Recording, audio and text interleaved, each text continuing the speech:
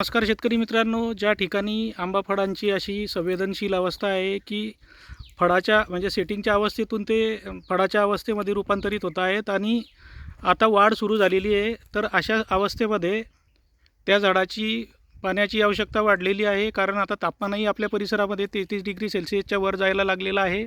त्याच्यामुळे ज्यांच्याही बागांमध्ये अशी संवेदनशील अवस्था असेल अशा शेतकऱ्यांनी पाणी वाढवावे आणि ड्रीपमधून पाणी देताना त्यासोबतच 13-40-13 बोरॉन आणि अन्य मायक्रोन्यूट्रिएंट जे आहेत ते सुद्धा याच्यासोबत द्यावीत. म्हणजे असे केल्याने आपल्या आंबा बागेमध्ये फळगळ होणार नाही.